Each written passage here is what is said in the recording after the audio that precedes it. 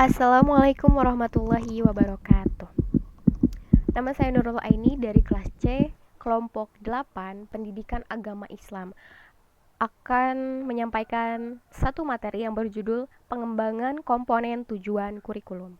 Pengertian kurikulum.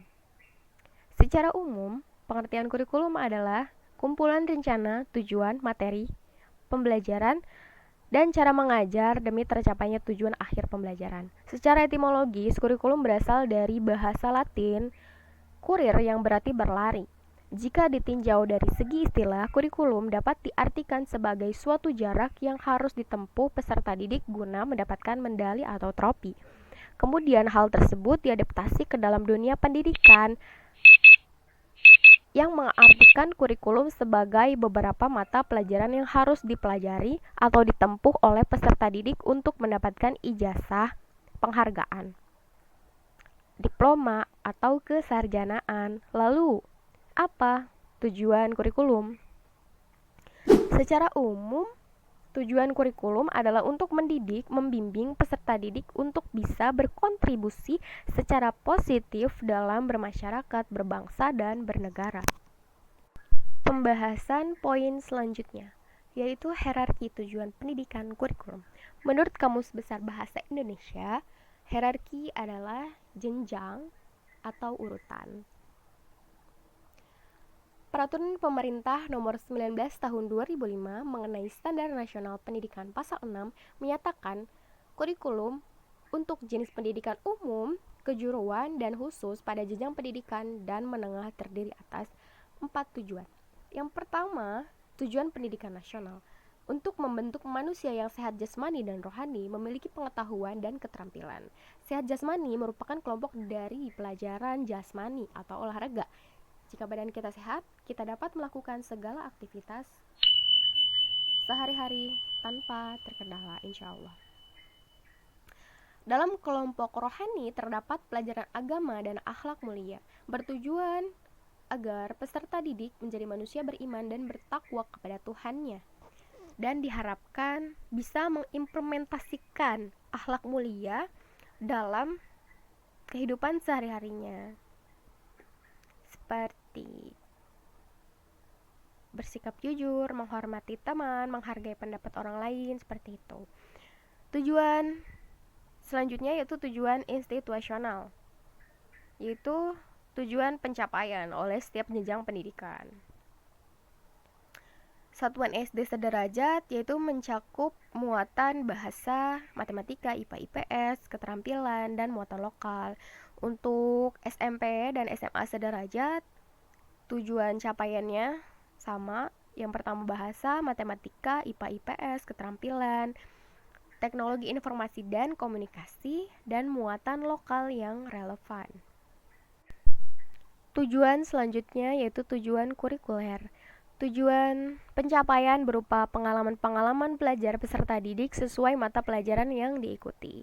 Misal mata pelajaran jasmani agar peserta didik sehat jasmani serta menumbuhkan rasa sportivitas. Pengalaman-pengalaman belajar ini bukan hanya kita dapatkan di pelajaran yang ada di kelas aja. Kalau menurut saya, pengalaman belajar itu bisa didapatkan dari ekstrakurikuler seperti pramuka, paskibra, organisasi intrasekolah, seperti itu. Misalnya kayak di paskibra kita diajarkan untuk bersikap disiplin, berani, mampu mengungkapkan pendapat, dan mengasah intelektual.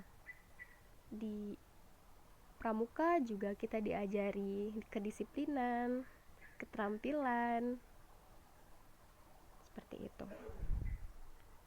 Rasa sportivitas ada, rasa percaya diri. Selanjutnya yaitu tujuan intrusial. Tujuan capaian pada saat pembelajaran berlangsung dibedakan menjadi dua. Yang pertama yaitu TIU dan TIK. TIU adalah tujuan instruksional umum, yaitu merupakan rumusan acuan atau pedoman yang akan dipakai untuk TIK. Tujuan instrusional khusus. Penanda terjadinya tingkah laku peserta didik setelah mengikuti pelajaran tertentu.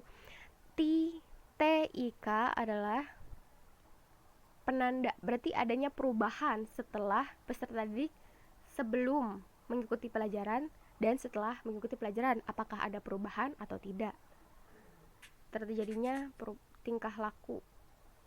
Ya, seperti itu. Poin selanjutnya yaitu taksonomi tujuan. Taksonomi tujuan adalah sistem klarifikasi tujuan yang didasarkan pada aspek-aspek fungsi yang membentuk perilaku manusia. Sistem ini pertama kali dikenalkan oleh Benjamin S. Bloom dan kawan-kawan yang mengklasifikasikan menjadi 3 domain. Domain yang pertama yaitu domain kognitif, bermain di aspek kemampuan yang berkaitan dengan aktivitas berpikir. Ini berkaitannya intelektual ya, intelektualitas gitu, cara berpikir, pola pikir. Nah, domain selanjutnya itu domain efektif, aspek kemampuan fungsi, perasaan dan emosional. Nah, domain efektif ini berarti sama halnya kayak kemampuan fungsi EQ, kecerdasan emosional.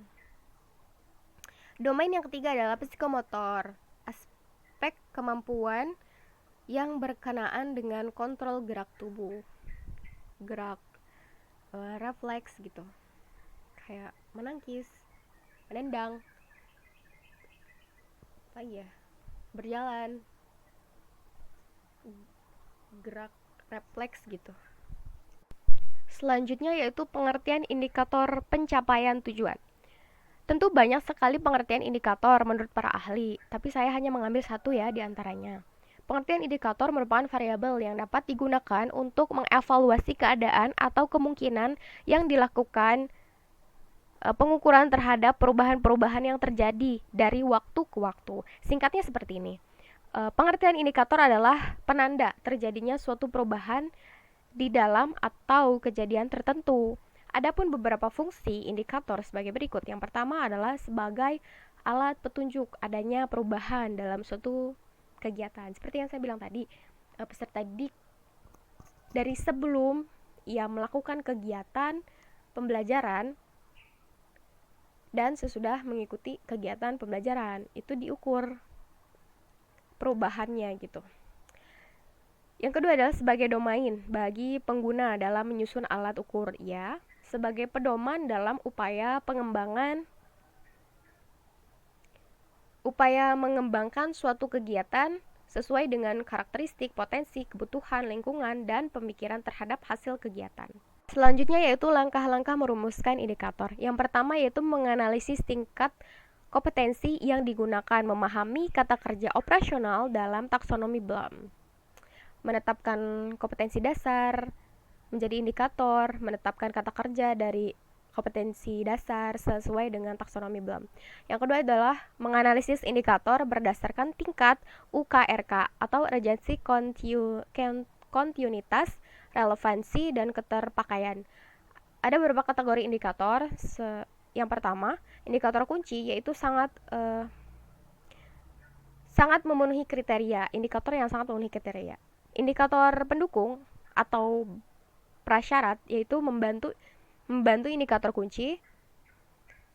Indikator pembantu bisa dibilang seperti itu. Indikator yang ketiga adalah indikator pengayaan, yaitu indikator pendamping. Poin selanjutnya yaitu cara merumuskan tujuan. Ada 4 unsur pokok dalam merumuskan tujuan pembelajaran yang bisa disingkat dengan ABC. Kepanjangan dari audience, behavior, condition, dan degree. Audience artinya siswa, di mana siswa merupakan suatu objek ya. Behavior adalah aktivitas. Condition adalah keadaan, degree adalah perbandingan. Contoh contoh tujuan pembelajaran yang baik. Contohnya, dengan mengamati gambar, siswa dapat membedakan gambar komik dan yang bukan gambar komik dengan benar. Dengan mengamati gambar, ini termasuk ke dalam condition, keadaan. Siswa, siswa itu berarti audience. Membedakan gambar komik dan yang bukan gambar komik itu merupakan suatu behavior atau aktivitas. Dan benar, dengan benar itu merupakan perbandingan dengan benar atau tidak benar, seperti itu. Cukup sekian dari penjelasan dari saya, kurang lebihnya mohon maaf. Wassalamualaikum warahmatullahi wabarakatuh.